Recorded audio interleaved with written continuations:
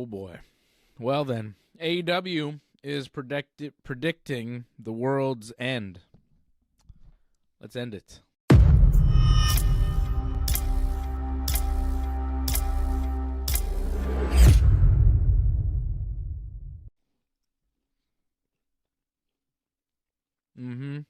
Yeah, the world's end.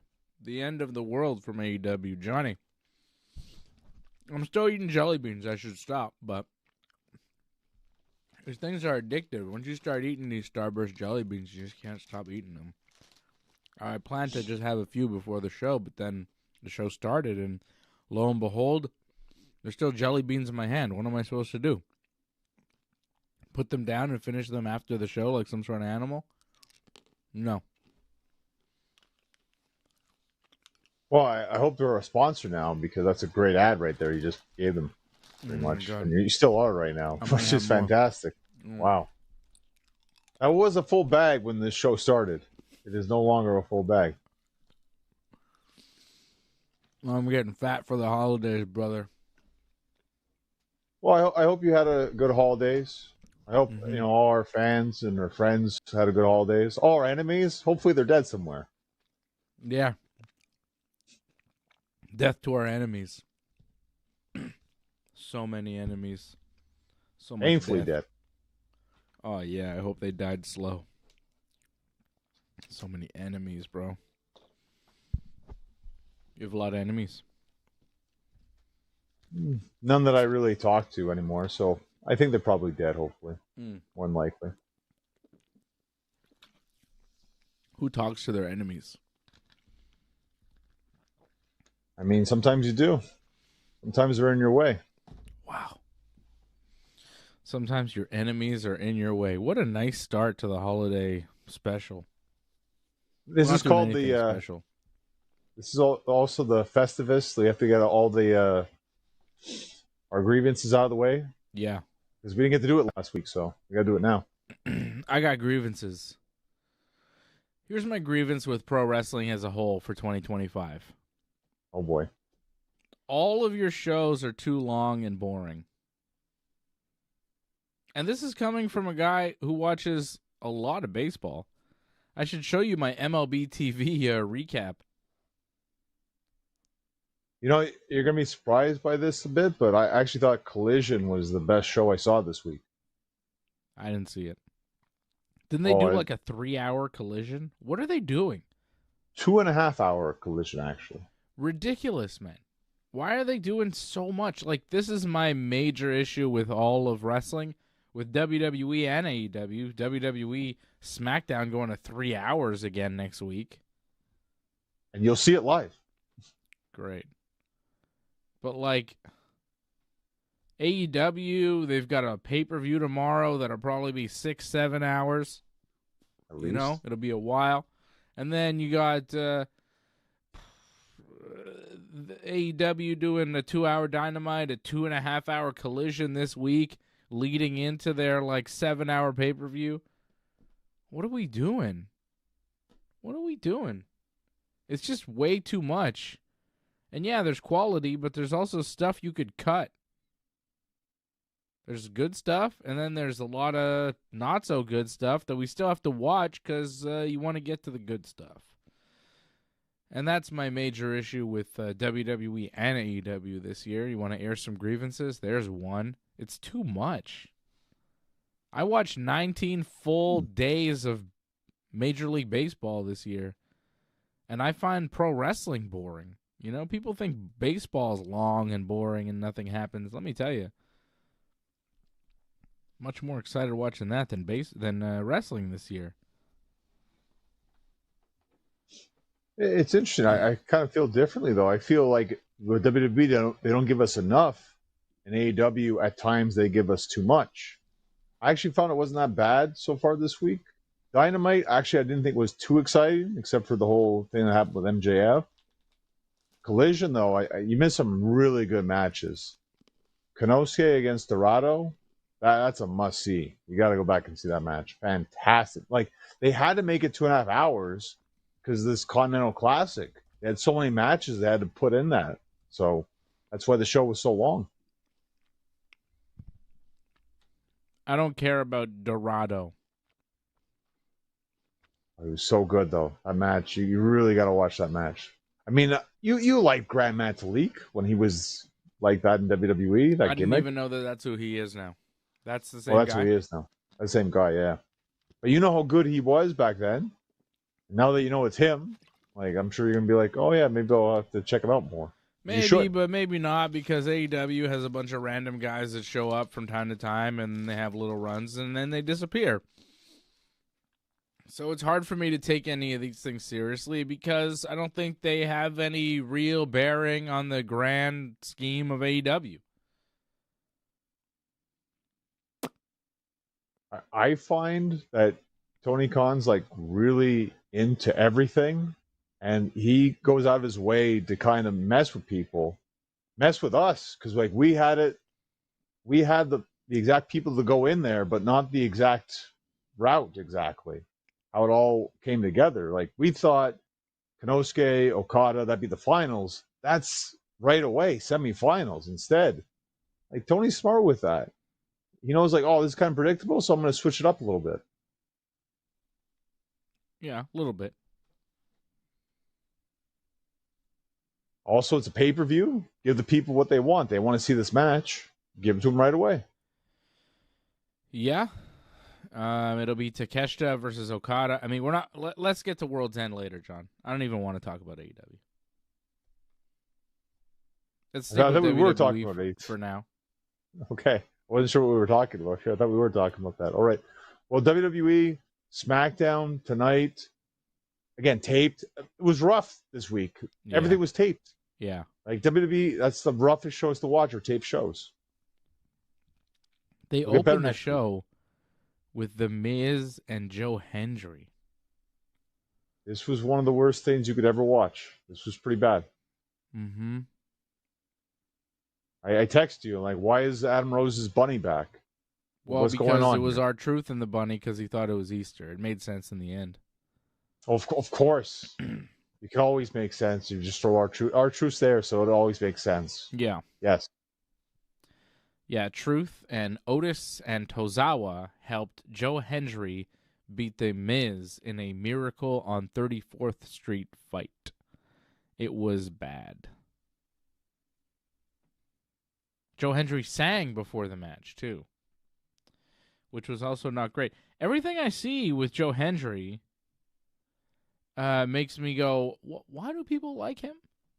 What is it? I'm not getting it. They like the whole turnaround, and then the song happens. They like the gimmick. They're into that. Yeah, it's a gimmick. I mean, your buddy Danhausen's probably going to be in WWE next year. I mean, it's mainly gimmick. You met him. He's your buddy. I briefly met Raquel Rodriguez. You don't say she's my buddy. You did, actually. It's true. That's more recent, though. Yeah, I just saw Raquel Rodriguez. It's like, hey, it's Raquel Rodriguez. I'm not that big in person. I was a little like, you're not scary and intimidating. You're just normal. You didn't think she was that tall? Not that tall. No, wow. Not that big. No.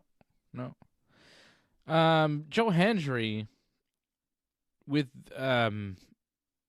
R-Truth and Otis and Tozawa fit. He's like in that bracket of pro wrestling. He can wrestle guys like Miz and beat him.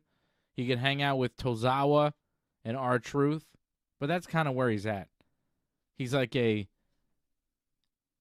low card opening match type of guy. Not a main eventer. Not a real guy to take seriously. So he fit in that way, but man, we had to watch this to open up SmackDown. Sometimes they open up SmackDown with like real promos and real things happening. This week they opened up SmackDown with Joe Hendry and The Miz, and it lasted a while, and it was all bad. Joe Hendry won in the end. The babyface got help, outside interference from 3 guys to win. Okay.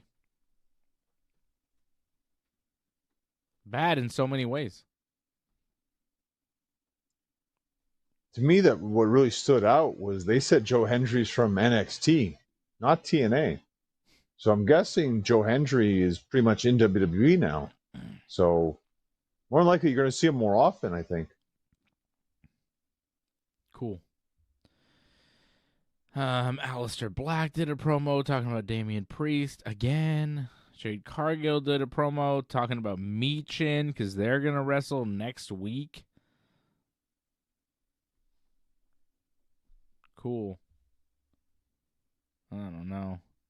And then Lash Legend wrestled Charlotte Flair. Charlotte won, thankfully. But the match was not good. It was real, like, jerky. It was just Clunky. like tentative, you know? Like, just kind of like, where are you going? Are you good? What? You know? It was awkward. I wouldn't, call it smooth in any way. It's a little shaky. It looked like at times they got lost. I think there was like a DDT at one point, and I don't know if like Charlotte was a little like winded or something, but it seemed like she was not where she should be at one point and got lost. I don't know if she got rattled or something. And Lash Legend, like, it just goes to show she's a rookie and she's still trying to learn how to work, I think, on the main roster. Like, it's not easy, I think, to work at that speed. I think NXT, they go over that stuff so many times. SmackDown, they probably don't do as many reps, so it's a bit harder for her. Yeah, it didn't seem like she passed the test. It was not great. She's got an impressive look, big, strong. She can do some stuff, but that match did not quite work. Ilja Dragunov and Carmelo Hayes had a pretty good match. It was not bad. Carmelo won the U.S. title from Ilja. Carmelo, new U.S. champ. Hard hitting. Both guys had red chests from chops and punches and stuff. They went all out. It's nice you actually put over Dragunov. He finally loses the title, but you put him over. Like, I feel like he's been having some good hard-hitting matches for a while.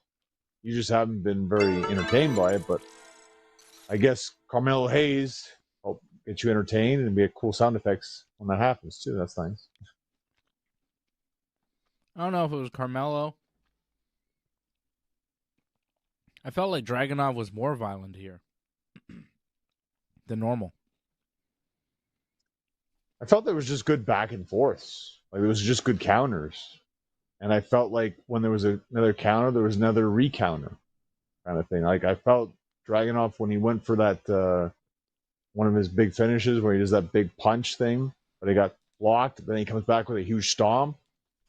Everything was very vicious, it looked like, back and forth, and good counters. Just a good finish, too. The crowd was into it. I felt really back and forth how they were going with the finish, and nice to see Hayes get the win. They've been pushing him as that number 1 pick, I believe, since 2024, so good for him to finally get something now. That U.S. title has been pretty meaningless for a while, though. You know? I mean, it's on SmackDown. It's kind of tough because it kind of gets lost in the shuffle kind of thing. But with it going to 3 hours, I think he'll definitely get featured a lot more now. Sami Zayn had the belt. He was doing open challenges to honor John Cena. He lost it. Sami disappeared. I don't know what happened to him. And then Dragunov started doing open challenges, and it's like against Tommaso Ciampa and Johnny Gargano. I just haven't cared about anything he's done. Now the run's over. I don't think it was great. Carmelo takes it now to see what he can do. I hope it's not more open challenges. Do something else. Yeah, I don't see it changing too much. You saw Gargano attacked Hayes afterwards, so I feel like we're in this endless loop of just open challenges until you finally face the person that wants that open challenge. I don't like it. Why?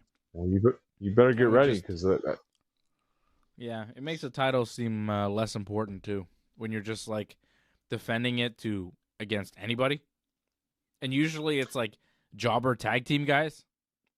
They get title shots. Makes the belt mean nothing. You can do an open challenge when you're John Cena, when you're the attraction and the belt is like whatever. But when you're Ilja Dragunov and you're doing open challenges, it's just like, hey, I'm a low-level champion. Literally anybody, including Carmelo Hayes, can beat me. Why don't you have a pop, Tommaso Ciampa? Why don't you try it out, Johnny Gargano or random guy? It doesn't matter. Meaningless. So the more you have these matches, the less I care.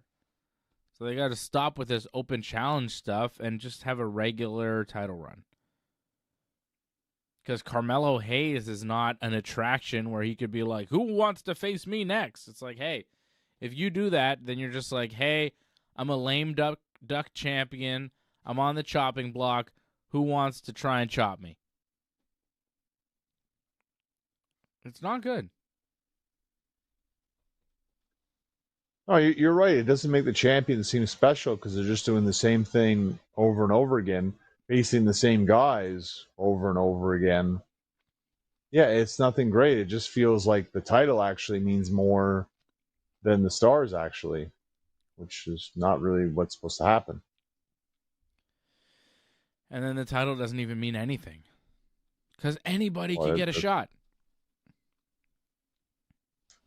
Yeah, but the problem is that you get stuck in that loop of like what has to be these guys because they want it, but they haven't got it yet. And we get stuck in that endless thing where it happens over and over again. But the whole point of a championship is to like win your way to a title shot. They've completely forgotten about that when you do the open challenge. Like for Cena, it worked. For Sammy, it kind of worked because he was paying tribute to Cena. But then for Dragunov, it was kind of like, what are you doing? You're a tribute of a tribute. You're like a spin-off of a spin-off. Then if Carmelo Hayes does it, it's like, what the hell are we doing here? It's crazy. No more.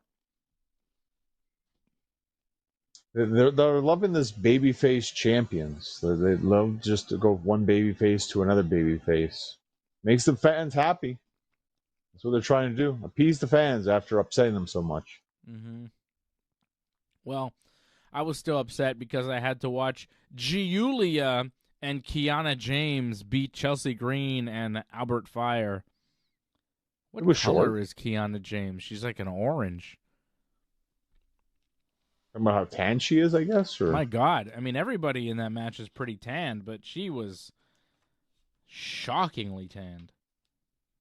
Julia wasn't that tan. No, but like Chelsea's got a tan.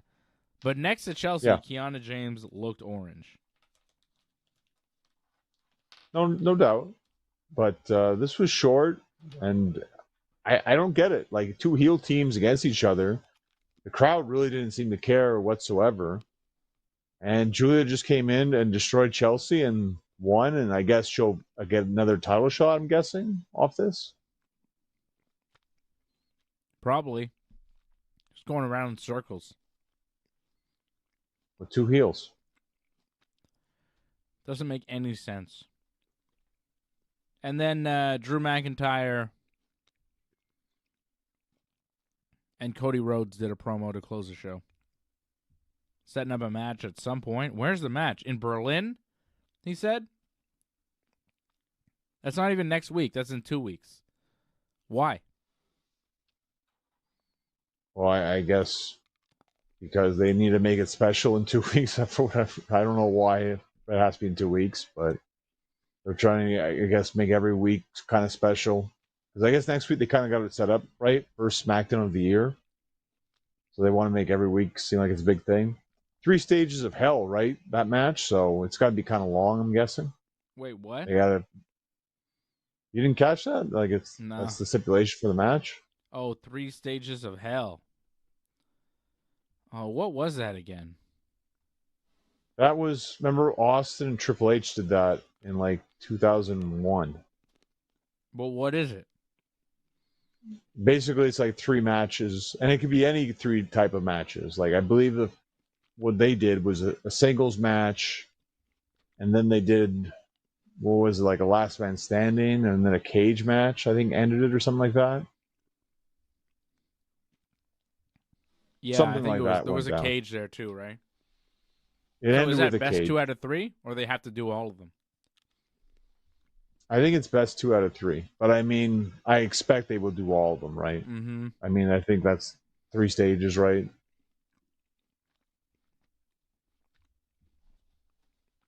They got a big Raw coming up Monday, right? Decently big. I mean, they set up some interesting matches. I believe it's AJ and Dragon Lee against the Usos, right? They set that up pretty decently. Yeah, for the tag titles. Triple threat for the World Women's Championship. Stephanie Vaquer against Nikki Bella. Stephanie Vaquer, Nikki Bella, and Raquel Rodriguez, right? Your other buddy, yeah. Yeah, my buddy. I'll take that one. And, of course, the main event, CM Punk defending the world title against Braun Breaker. You're a week too early. That's the following week. That's not the first Raw? But we're not the first Raw yet. It will be live this Monday, but it won't be the first. Yeah, you're a week ahead. So this week we only have those 2 matches. It's the next week where we have Punk, right? Maybe that's why Cody had to have a big title match, because Punk has a big title match that week. So that's why maybe Cody needed one, right? I'm guessing. It's their opening week on their new. Although, next Friday, SmackDown in Buffalo. That's the 2nd of January, first show of the year. Yeah, but it's not the same week that Punk has his defense. I guess the big title matches have to be the same week, I'm guessing. They got a big... yeah, I jumped ahead. I got a little confused. I thought we were already heading into the January 5th Raw, but we're not. We're going to Raw in Orlando, December 29th. We're still in 2025, coming up Monday. Yep. And it's the triple threat for the women's world title and then the tag titles on the line. Usos challenging AJ and Dragon Lee. I don't think the Usos are going to win here. Do you? I mean, I didn't see Stephanie Vaquer losing. So, I mean, if there is a title change, I think it would be the tag titles. But I also agree with you. I think there might be some shenanigans involved. I'm not expecting a clean finish in that one. But I think something will happen off this. I could see the Usos eventually win the tag titles, just not on Monday. I could see Stephanie Vaquer losing the belt to Really? Nikki Bella. Wow. Yep. I could see it happening. We always thought I called it to happen last time. I thought it was going to happen. And Nikki is doing heel promos. I could see it. Well, we feel the end game should be to Rhea Ripley. However, Rhea's doing something else where it looks like she might become tag team champion January 5th, right? Yeah. She's got a, was it a 4-way? Well, they announced it on SmackDown. Next week on SmackDown, there's an 8-woman tag match. Yeah. And then on the January 5th edition of Raw, her and Io wrestled Kabuki Warriors for the tag team titles. A lot coming up here in terms of matches. They're setting up so many different TV shows now. No big pay-per-view, but just several weeks of Raw and SmackDown. WWE's going to Europe in January. They're going to be in Berlin for that SmackDown on the 9th, and then they're in Dusseldorf, Germany, for the Raw on the Monday, and then the following SmackDown will be in London, England. So, European tour coming up. So the Raw in Brooklyn's the last Raw in the States for a bit, I'm guessing. Mm-hmm. Okay. Yeah, I don't have the full January schedule here in front of me. I could tell you, but it's... They probably come back from Montreal, I'm guessing. Let's see. They'll be in Berlin, Glasgow, Copenhagen, Dusseldorf, Mannheim, Newcastle, London, Gdansk, Nottingham, Belfast, Ireland for a live Raw, Brussels, Belgium on January 20th, and then they return to North America, to Canada, on January 23rd at the Bell Center for SmackDown. So yeah, the Raw that week will be in Belfast, Northern Ireland, and then Friday night they're in Montreal, Quebec, Canada for SmackDown January 23rd, and they're in Toronto for Raw. Jeez. My God, John, listen to this. Then they're in Toronto for Raw January 26th, and then that week, that Friday night SmackDown January 30th, Riyadh, Saudi Arabia. That makes sense. We'll be coming up on the Royal Rumble January 31st, Saturday, in Saudi Arabia. So the WWE will be back in the United States on February 2nd in Philadelphia for Monday Night Raw. So they will be leaving the United States, their final show in the U.S., on January 5th in Brooklyn. Then they will be doing a month of shows outside of the United States back in Philly February 2nd. Wow. So the way this works out, actually, next week we'll actually have the SmackDown watch along back because we'll be doing the last hour, I'm guessing, right? But then I think for the following weeks, it's all Raw or SmackDown and Raw, I'm guessing. Early. Or all in the afternoon, yeah. Yeah. SmackDown and Raw will be in the afternoon for a solid month. Until after the Rumble. Yeah, not too shabby. January 5th, it's like a regular live U.S. time. But then after that, all of January until February 2nd, everything's going to be on in the afternoon.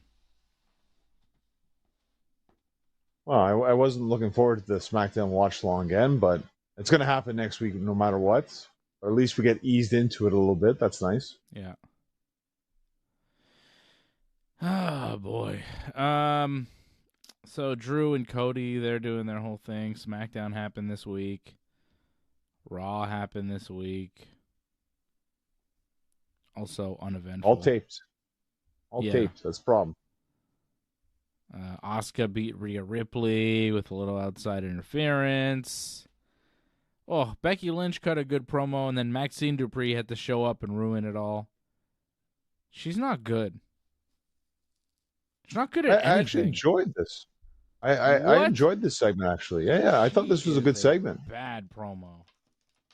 I thought Becky had a good promo. Yeah. Albeit still doing the Trump parody thing pretty much, but still, like, it was good what she said. But I thought Maxine had good fire in the promo. Like, she started off calm and then had fire afterwards. Like, for Maxine Dupree, you have to understand this too. Like, don't set the bar high here. You know, it's the Maxine Dupree bar here. For her, this was the best promo I think she's ever cut. It was weird fire. It was like, Johnny North, you're a jerk, and I'm going to show you why I'm going to beat you. And then you're going to see. The delivery was weird. Oh, yeah. Weird. Because that's what they probably told her to do, is like start calm and then work your way up and then calm again, like up and down with her stuff. It's a work in progress, like, without doubt, but like at least you could tell like there's improvement there. Because before, the promos were just nothing of any note whatsoever. At least she's trying with this. And Becky sold good. Yeah, Becky made it work. Becky makes everything work. Maxine is terrible. Terrible. I don't want to watch her do anything. I'm so uninterested in her in every way. the push is on, my friend. Like, you're going to see a lot of Maxine Dupree. They're pushing her like crazy. I don't think she wants that match with Becky, though, because Becky already lost 3 times to her. I can't see Becky losing again. Like, eventually they're going to get Becky to win. I don't care. The only thing I care about is like not having Becky lose to Maxine Dupree too many times, because that's crazy. Because she's very bad. Jevon Evans got a match on Raw against one of the Americanos. I don't know. I'm trying to watch Jevon Evans and enjoy Jevon Evans, and he's like definitely athletic. He jumps very far. He did a dive, Yep. and he just went so far outside the ring. It was very impressive. But there's something missing. He does cool moves, but there's just nothing there. I don't buy the character. I don't know what the character is.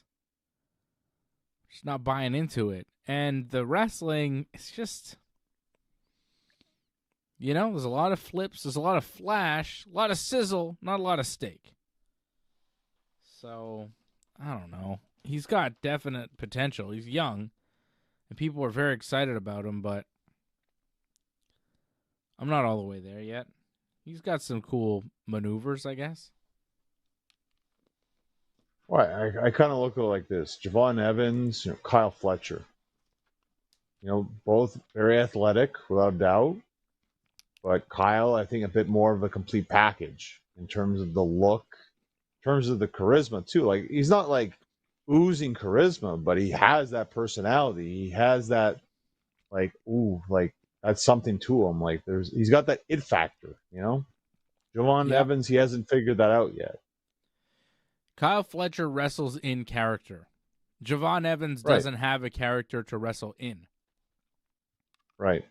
Well, that's completely it. So it's going to take time, and that's I think their idea is to throw him in against good workers, and then he'll eventually get better. He wrestled Pete Dunne, right? He's Rio, I think, Americano, if not mistaken. So Pete Dunne's a very good worker. Going to make him better, and the push is there. I mean, Rhea got screwed over because of the interference. There was interference against Jevon, but he fought against the interference and won anyways. The push is on for him. Yeah. Somebody likes him. Like I said, he's got potential, but I'm not sure yet. Nikki Bella cut a promo about being awesome. I thought that was really good. Like, compare Nikki Bella's promo to Maxine's promo. I mean, it's not the same. If anything, I feel Nikki and Becky are more comparable because it's kind of almost the same thing. It feels like I'm a legend. You should respect me. Well, I thought they were both good. I just feel it's kind of the same thing on the same show. Though. That's the thing. Like, they should maybe be in different shows if they're going to do pretty much the same thing.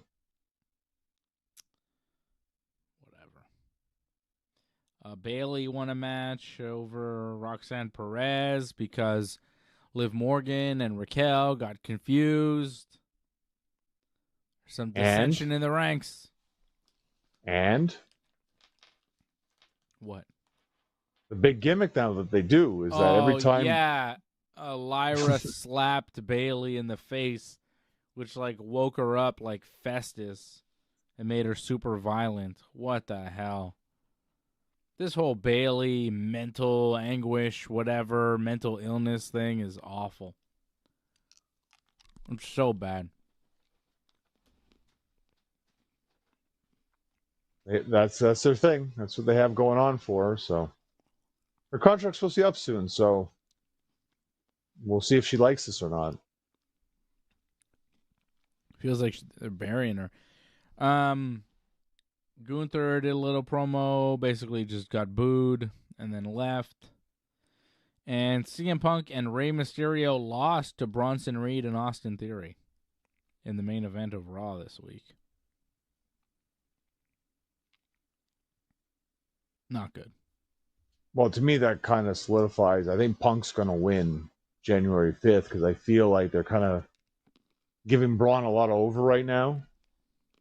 I feel Punk's finally going to get some retribution, I think, on the 5th. Plus, Punk came out and had like a face-to-face in the ring with Gunther. Feels like they're setting up Punk's next title defense already.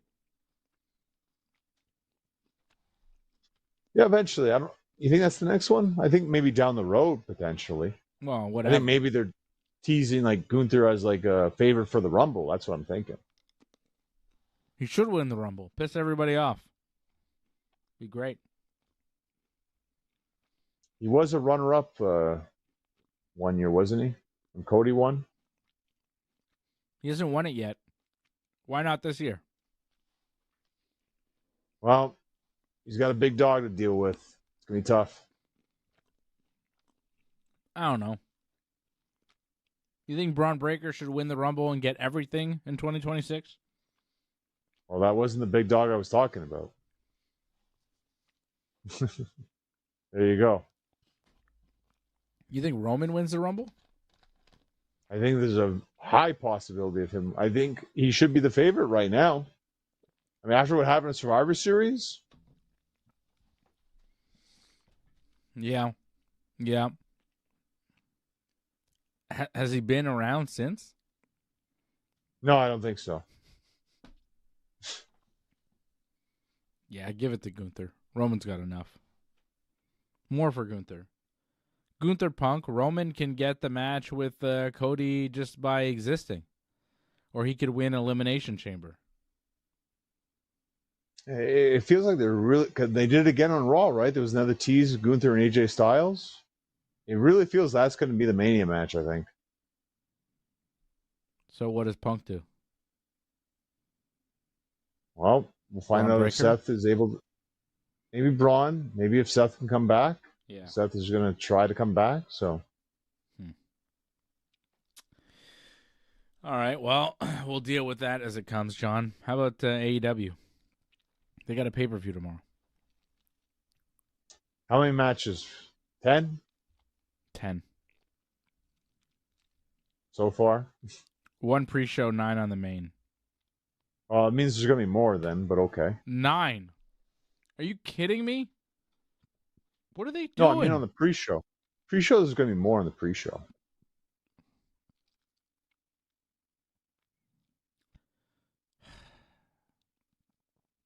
Pre-show right now is Julia Hart and Sky Blue versus Hyan and Maya World. Who? They wrestled the Babes of Wrath on Collision. Your favorite. I wasn't excited by that. It was probably the worst part of Collision. You hate the Babes of Wrath. I shared with you that promo they cut on Collision. So bad. They're not The Rock. They can't just cut these promos talking about stories and Christmas time. It comes off as corny and lame when they do it. Yeah. You know, their promos, whatever. Harold Schneider sending a Ringside Report Network Combat Sports Authority gift membership. Thank you, Harold. Dropping it and Leor Awesome. picking it up. Nice. Hello, Leor. Hello, Harold.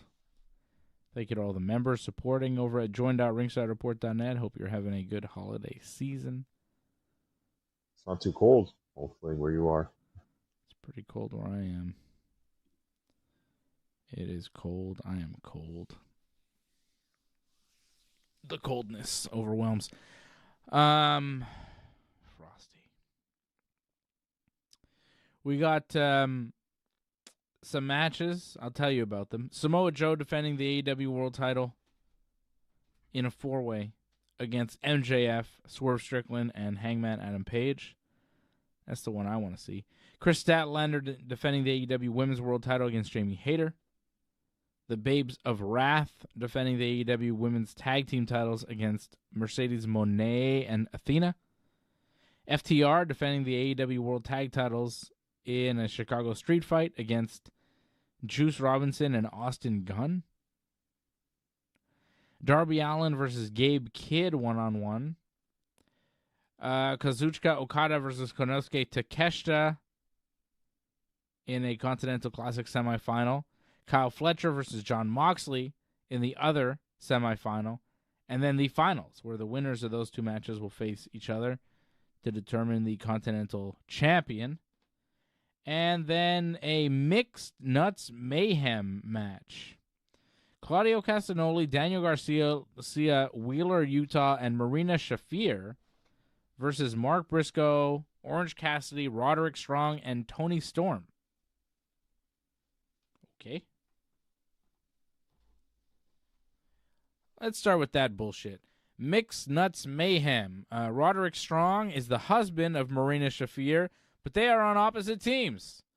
And it's some sort of street fight, death match, AEW, blood and guts. Mixed Nuts Mayhem. Well, they're obviously going to have a confrontation, right? Sure. You're going to see that at one point in the match, I'm going to guess. Haven't they done that already?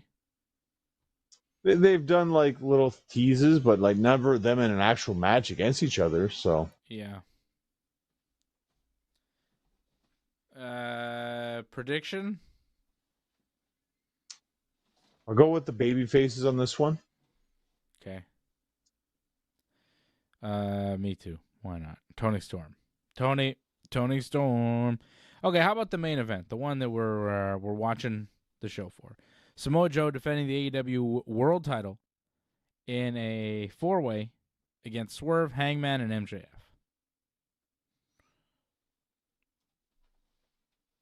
I mean, to me, why have the match if MJF's not winning? Like, I feel like he has to win the way the whole thing's going. It sucks for Joe because like he wins the title and loses the title the next pay-per-view, but I mean, MJF's the best option right now for AEW going forward. I agree. I think Joe was just a transitional champion, so Hangman didn't have to lose to MJF. Hangman could lose to Joe, and then Joe could lose to MJF, and then Hangman and MJF can do stuff going forward. I think it's MJF's match to lose. I think he definitely wins. There's going to be some Swerve and Hangman fighting that may lead to MJF capitalizing and getting the win. MJF, new AEW World Champion, as he should be. He got kind of beat down this week by both Swerve and Hangman, so to me that kind of just shows like, well, MJF's winning, and because he kind of destroyed everybody in the promo the week prior, this was kind of to give them something back on him. Yeah. But MJF's winning. I think he should. I mean, again, we've been surprised. I didn't expect Samoa Joe to win the world title, so could be surprised again here. But I'm thinking, again, it's just what's best for AEW going forward. MJF is champion. We are in agreement. Chris Statlander defending the AEW Women's World Title against Jamie Hayter. I got Statlander. I like her as champion. I think she's doing good.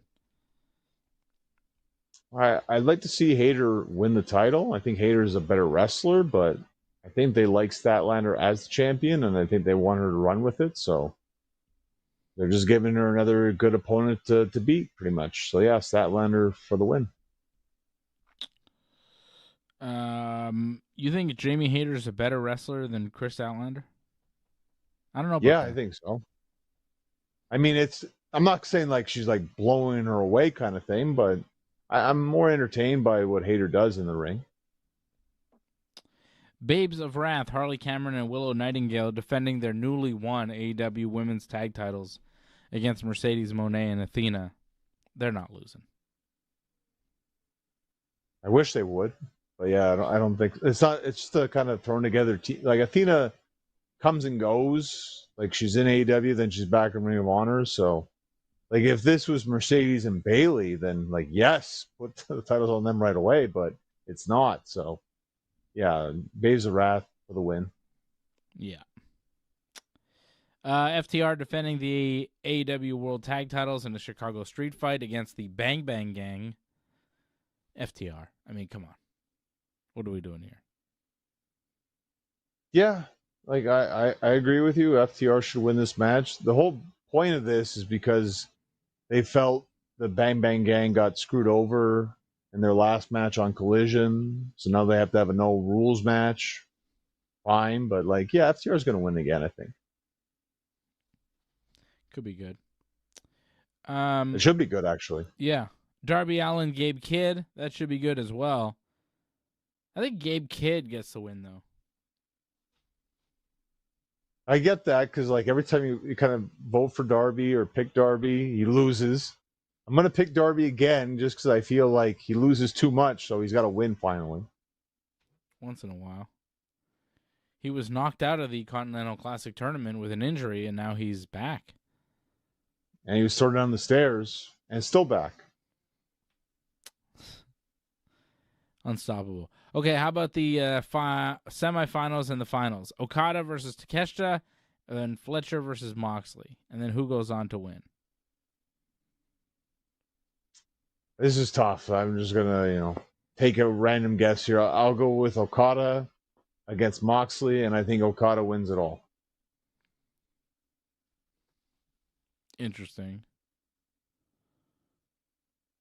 Okada Moxley. That sounds about right. Really? Wow. I thought you'd go the opposite way, to be honest. Okada winning sounds about right. Takeshita Fletcher? Yeah, maybe. I think could this see it is either tough. way. Yeah, it is tough. That's why I just randomly took something.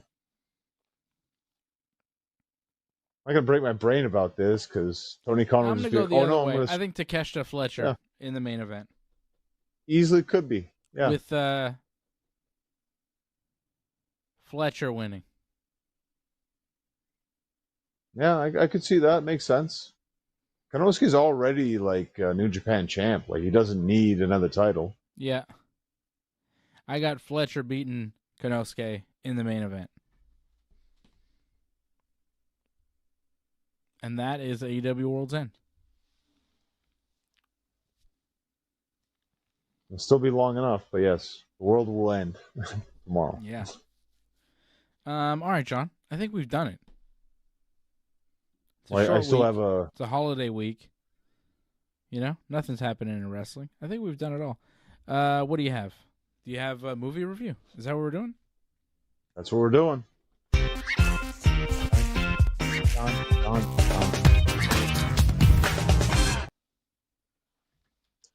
So, question for you, Dave. Did you ever see Anaconda, the movie? Yeah, I didn't like it. You didn't like it? Okay. I don't like but you snakes. know of it. It was creepy. But you know of it. Ice Cube, John Voight, J-Lo. Yeah, I guess you don't remember J-Lo that much. But of course. This is Anaconda, I want to say 6 at this point. Dios mío. Yeah. I don't know all the other ones that were pretty much straight to DVD or TV specials or whatever, or maybe they were in theaters for a little bit. But this is like a meta kind of version of Anaconda where it's fans of the movie that want to make a movie about the original movie. So it's weird. It's different. And you got Paul Rudd and Jack Black as the stars. Of course, Jack Black. Of course, because Jack Black's in everything right now, which is all right. It's not bad. He's good as Bowser, actually, in Mario. But it's weird because you remember Anaconda. It's more like almost like a horror, suspense, action movie, right? Yeah. But this, because we got Jack Black and Paul Rudd, it's more of a comedy drama at first. And then at a certain point, then it becomes the action thriller, but still comedy because you have Jack Black and Paul Rudd running away from this huge snake, right? So it's weird. It's odd. Like, you get 2 movies in one kind of thing. You get this comedy, like, all the friends trying to come together. They have these kids, and they have new lives, and they're bouncing jokes back and forth with each other.